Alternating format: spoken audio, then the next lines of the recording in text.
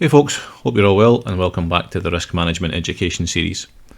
In the opening video of the series we covered an intro to risk management and we had a look at the numbers which hopefully hammered home the reason that managing risk is so important.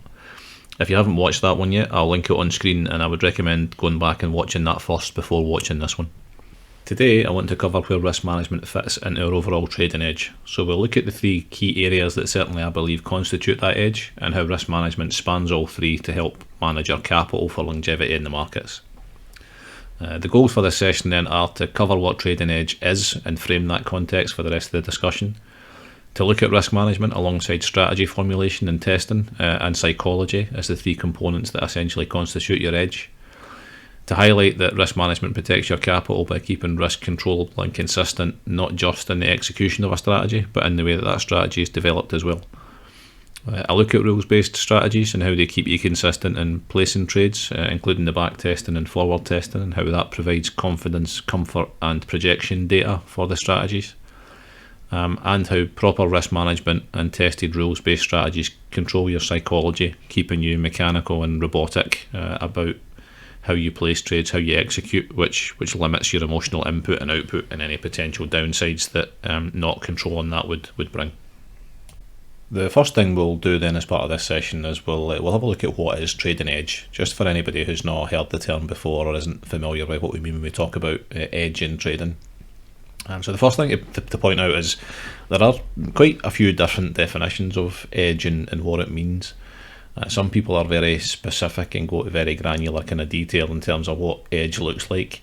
Some are looser in terms of those ideas, but the similarity in all of them, and where I certainly look at what edge is it's how we turn probability in our favour in order to gain an advantage over other market participants. So essentially, if we have something that gives us a 51% chance of something happening over time, then that is an edge. It's a small edge, but it is an edge, and that's essentially what we're looking for. It's something that gives us, however small, an advantage over other participants in the market, and that is our edge. And my preferred definition of that is that edge is the sum of a process that provides us a greater chance of making more money than we lose over a large series of trades. And that definition probably won't surprise anyone who watched the first video. I'm very concentrated on what happens over the series of trades rather than what happens in any individual trade. And the key kind of point I want to emphasise in terms of that statement is that it is the sum of the process, that the sum of the process is greater than any of the individual parts.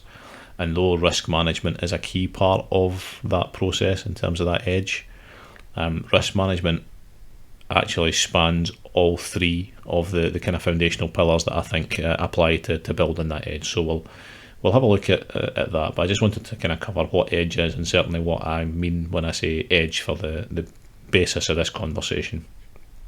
It kind of reinforces as well what I mentioned in the first video around our overall execution versus just concentrating on technical analysis. You see a lot of people posting their ideas, which is great. It's great to see so many people posting things, but they're very focused on the TA. But as I said in the first video, your TA can be the best in the world, but if we can't execute that consistently, including managing the risk as part of that, then the TA doesn't count for overly much when it comes to overall trading. I've mentioned a few times already that I think there are essentially three parts that make up our trading edge, or three components that make up our trading edge. Risk management is obviously one of those. That's what this series is about, and how we manage risk against our account consistently across a series of trades. We had a look at that in the first video in terms of the numbers behind why we'd want to manage risk across the series of trades, and hopefully that's apparent as part of that video. The second of those components is tested rules-based strategies, and when I say tested, I mean back and forward tested strategies, and rules-based is essentially clear rules that you can tick off to make sure that you're doing the same thing every single time, to make your execution mechanical rather than it be discretionary, and something that could potentially differ every time, and we'll cover the reasons why that's important in a minute. And the third of those components is psychology, and working hard to keep our own individual emotions out of the trading process. And a lot of that is just accepting that losses are part of the process, and accepting that our strategies and risk management, because they're tested over time, can do a far better job of controlling our equity curve through the maths than we could ever do through our emotions as a trader. So those three components together make up our trading edge, or those three components are what I consider to make up any individual trading edge. And although each of them are important from an individual perspective, the sum of all of these is far greater than any of the individual parts. But what we're going to discuss a little bit in the next few slides is how risk management, in terms of your risk management plan, and how you apply that within trades, is one element of risk management. But the formulation and testing of strategies and how that applies to our psychology contains risk management through that entire process, just in a different flavour. So we'll have a little discussion on that, just to point that out. Rules-based trading strategies then. So what do I mean when I talk about rules-based trading strategies? And for me, it's quite a specific definition that whenever you're coming up with an idea on how you might want to trade something, so you see something that you think happens continuously in the market, whether that be looking back at historic data or something you've noticed from watching charts, you want to be able to make sure that you're executing that the same way every single time. And in order to do that, you need kind of clear rules that you can tick off to say, yes, that condition's been met, that condition's been met, that condition's been met. The key kind of thing for me is that the rules are clear. There's no dubiety about the rules. It's something that you have to either pass or fail, and you would only go in to execute that trade if all of your conditions passed. So I've given an example there on the right hand side of what that might look like in terms of what the conditions might be. Now, this is not a live strategy that I'm using. It's an old one that I've tested previously. It's one that didn't return a high enough return over time for me to take it to live, but it's just to kind of give you a flavour as to what the rules might look like that you're putting together. So you can see from that they are very kind of specific. They're short. It doesn't need to be a massive amount of detail in an individual rule. It's just a few words that says this is a condition, this is a condition, this is a condition, and something that you can tick off. And I've used this example because there are entry conditions and exit conditions for most good rules-based plans. So you want to know where you're getting in and the reasons as to why you're getting in, but you also want to know, based on what you've tested on the historic data, when those trades look like they're going to fail. So it's not always a case of saying, I'm going to put a trade on, I'm going to put my stop on, and I'll put my target on, and it'll either hit the stop or it'll hit the target. When you start looking to make your trading strategies more efficient, or when you start optimising the strategies, you'll notice things that happen time over time in the failing trades that give you an early indication that those trades are going to fail.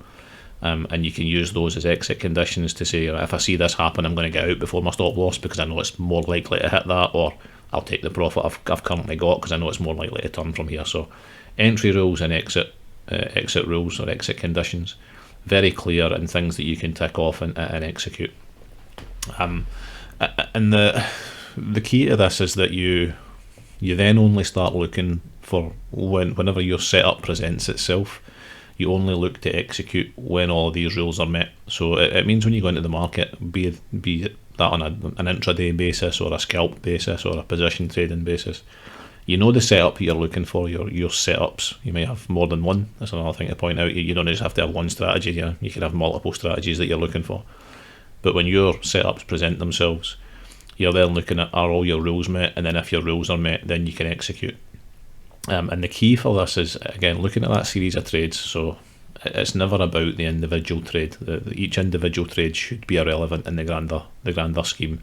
The only thing that should matter in your individual trades are, did you follow your strategy and did you follow your risk management plan? If you followed them the same way every time, then it was a good trade. The idea might have been wrong, but the trade was a good execution of your strategy. And that is the key. It's the key is executing the same way each and every time. Because if you don't execute the same way every time, using the same setups, the same entry criteria, the same exit criteria, then you're essentially throwing darts in the dark. You're never sure, are you doing the same thing over and over again? You're never able to then optimise your strategy. You're never able to look at your results and see why you're failing. Is it your idea that's wrong? Is it the strategy needs to be tweaked a little bit, as like one rule is bringing it down, and if that wasn't there, you would be able to be profitable over time. Is there an additional rule that you could add to that strategy that would filter out a number of the unsuccessful trades? And a lot of that is part of the optimizing process, but the key here is you need to be consistent over time, in the same way that you need to apply risk management consistently at account level, in the same way you need to have setups and rules you follow. You need to be consistent in how you execute your trades over time for that series thought process to play out.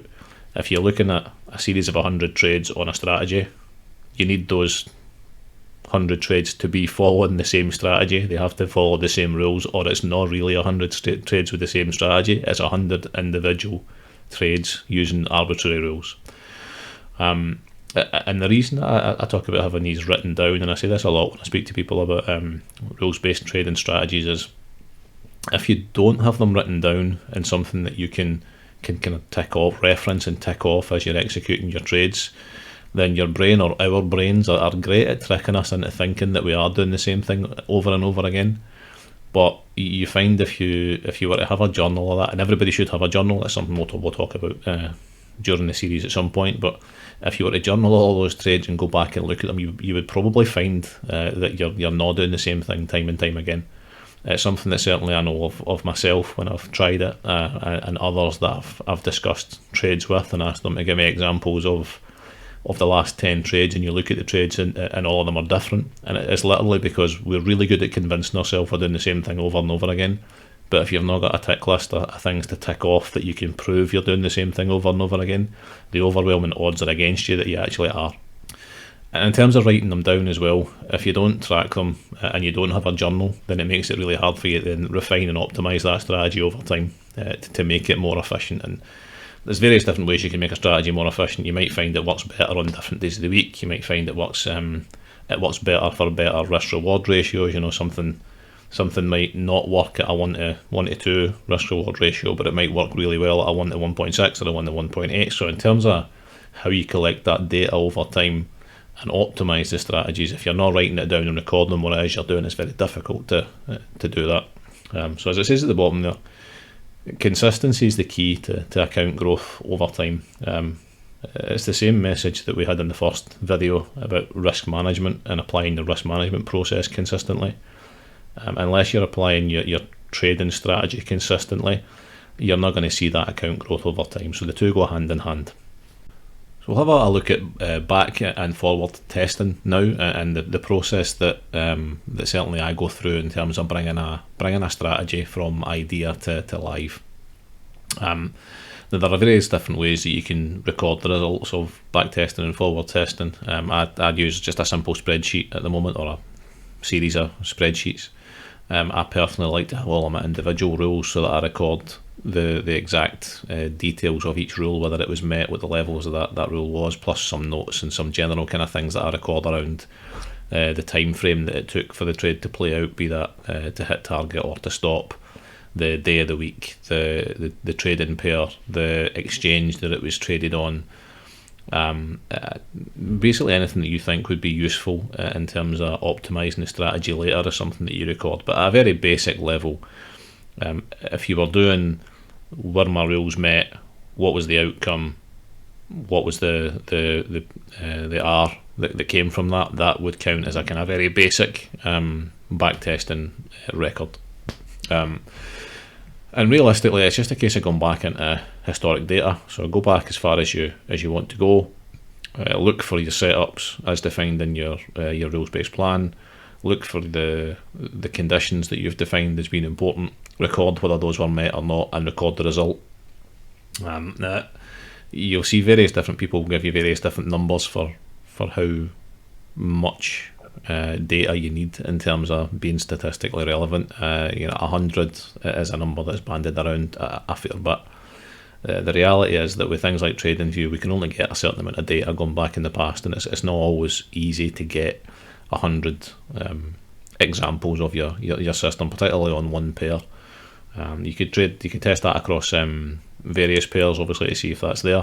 But it's just a case of having enough data to make you comfortable that what you think you saw is actually what you saw. Sometimes I'll look at that and say, if I'm looking back 2 years worth of data on a macro chart, and I see 25 to 30 examples, that would be comfortable enough for me to then start look to forward test that in demo with fake capital to see if that then plays out. But it's up to you in terms of the number that you want to put on that. But ultimately, as long as you've got some data and a reasonable number of data, you wouldn't look at 2 or 3 examples and say that's enough. I certainly wouldn't drop below that kind of 25 to 30 on anything. I like to have 50 plus, but it depends on the time frames that you're looking at. So ultimately, you look at that, record the results, record the trade as if it were a live journal entry, and then that provides you data for how often your idea was successful in that historic data. I'll then look to take this into the forward testing stage. So most of my setups are intraday type setups. So I'll look to test those for kind of 2 to 4 weeks in a demo account, taking those trades as if they were live, and journal those results as well. And that gives me both back testing and forward testing data sets that I can compare to each other to see if what I saw in the back testing actually plays out in the forward testing. When I don't know what's coming on the right hand side of the chart, it's very easy to look back and past when we kind of know what's coming on the right hand side and execute our rules. It's a different mindset altogether, or a different thing altogether when you're looking at data that's not happened yet and trying to project what's happening on the right hand side of the chart. So that's a very important part of the testing process, is forward testing those so that you can get used to actually spotting your setups live, actually looking at how your rules play out live and executing live, but not with live capital. At that point, if it meets the requirements that you've got in terms of the risk reward, the return, the profitability over a series of trades, then you can start looking to trade that with live capital. And personally, I start with any new strategy with a smaller risk profile than what would be my standard. So my standard is 2% per trade, 2% account per trade. When I'm initiating a new strategy, I'll start at 0.5% until I've bedded that in with a live capital. And then if the results of that live bed-in period match my forward testing and my back testing data, and I'm comfortable that what I see on the right hand side of the chart is what I've seen on the left hand side of the chart, then I'll increase the risk at that point. So that's the process in terms of how you take a strategy from idea to live. And a lot of the time I find that people are going live straight away with a strategy, something that either they think they've thought themselves or something that they've taken from someone else, and they go straight to live capital without doing any of that kind of testing process. And to me, the testing process is in itself as a form of risk management against your capital. You're looking back at an idea to say, did that play out in history? And then you're looking forward to say, it did play out in history, but can I execute it without putting any live funds against it? And then once you've proven that, you're looking at, well, can I execute it when I put live funds against it, or is it going to be too difficult for me to do that? So that in of itself is risk management. I've gone through a full process of back testing, forward testing, bed in before a strategy risks any significant amount of my capital to take that into live trading. So that, although it's not the risk management plan that you use to execute individual trades, it is a form of long-term risk management in terms of bringing a strategy from idea to live. And it's something that I think a lot of traders, particularly new traders, miss out on because they're so keen to jump straight into the live element of it. And that is the psychology, which we'll talk about next. Last slide for today's session then, and as I said there, this is the psychology we're going to start talking about. So too much emphasis on individual trade outcomes or chasing losses or increasing your risk to make your money back, FOMO, losing sleep over trades, all of these kind of things and many more can be put under the psychology banner, and the FOMO element of that was the bit that I mentioned a second ago in terms of new traders in particular wanting to be too quick to take strategies to live and risk actual capital against them before they've gone through the process of back testing, forward testing, and making sure that they both work and that they have the ability to trade them. And that's the side of trading that I think a lot of new traders in particular don't see, is the boring side, the work that goes in behind the scenes before you even look at a live chart and start trading to try and make any money. But it's very much, as I mentioned a second ago, part of the risk management process, that you want to make sure that you're comfortable and confident in your strategy and confident in your data before you start putting money behind it, because that helps with your psychology. And as I put at the top there, kind of tongue in cheek, the aim of this is really to keep any individual trade kind of meh, to the point where you don't really care about it. And the reason that I say that is, the second point in that slide, and it's something that I say a lot, certainly, and it's something that I think people can take offence at, but it's not meant to be offensive. The weakest part of any trading system is you and your dumb brain. And when I say that, that applies to me as well. This is how I look at myself. I am the weakest part of any trading strategy, because if I allow my emotions to get involved in that trade, I'm not going to follow my plan. I'm not going to follow my risk management. I'm going to be worried about what's happening. I'm looking at charts once I've placed the trade. It's where is it going? Is it doing what I want it to do? And you can really wind yourself up if you get into that sort of mindset. So the easiest thing, or the best thing certainly, that I think, is to take us and our psychology out of it as best as possible by making it mechanical, by making it robotic. These are the rules. We're going to apply these rules over and over again. We'll keep doing the same thing. We'll always look at the rules to make sure the rules are performing to the level that we want, or we expect the rules to perform to, and we can tweak those rules as we go over time in terms of outside of the actual live trading process. We can tweak the rules and test new sets of rules and optimize. But within any live trade, we should be out of it as much as possible, because emotions are not something that is successful when it comes to, or is going to make us successful when it comes to trading. I said it before, and certainly in the first video, and I think in this video as well. And this is something that a trader that I'm particularly close to says all the time about making it okay to lose, because you will lose. So you need to make it okay, because you will. It's a necessary part of playing this game. And if we don't control our emotions and we don't control our psychology, then we can destroy ourselves and any chance that we ever had of being successful within trading. And in order to control that psychology, having your clear risk management plan for how you will manage risk within trades at an account level, having your back tested, forward tested, and embedded in trade strategy that you can follow the same way in every trade.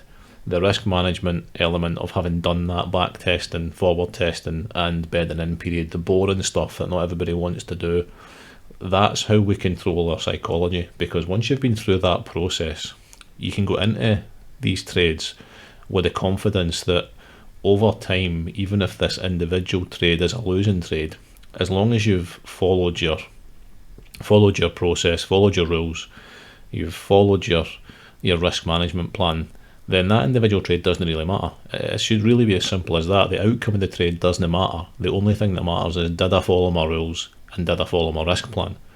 And because you've done that testing, you can be confident that over time, over that series of trades, even if you have 1, 2, 3, 4, 5, however many individual losses, over time and over the series of trades, that strategy is going to be profitable. It's not shooting for the moon and looking for huge wins in every trade, as I said in the previous video. It's about small incremental gains over time. But it's that consistency, the back testing, the boring process of putting together these plans, putting together the strategies, testing the strategies, optimising the strategies, taking your journals, looking at your journals at the weekend and looking for where you can optimise. These are the things that provide consistency.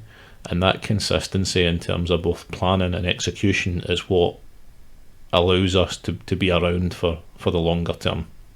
And it means we can afford to have that kind of meh mindset about individual trades, because win or lose, we followed the plan, and ultimately that plan is what's going to make us successful over time. So hopefully that all kind of makes sense in terms of where we find our edge and why edge is so important, why risk management is something that spans all the different kind of elements of building that edge. And that the boring parts of trading, the things that not everybody's willing to do, are essentially what separates those who are successful over time to those who are not. If you want to be in too much of a rush to take something, take it to market, put capital behind it before you've done any of the boring stuff, you shouldn't really be surprised if that doesn't end up successful for you over time, and you shouldn't be surprised if you actually end up losing money. It's the boring stuff, the building of your process, the testing of your process, and the consistent execution of your process. That's what makes us successful over time. And risk management, as we've discussed today, is a key pillar on its own, but it's also evident throughout both the psychology and the trading strategy development process as well. So that's it. Hopefully that all made sense. It's a little bit longer again. Apologies for that, but I think it was all important content that had to go in. Until next time, enjoy your weekend. Until next time, stay safe. My tea's it. Gotta go.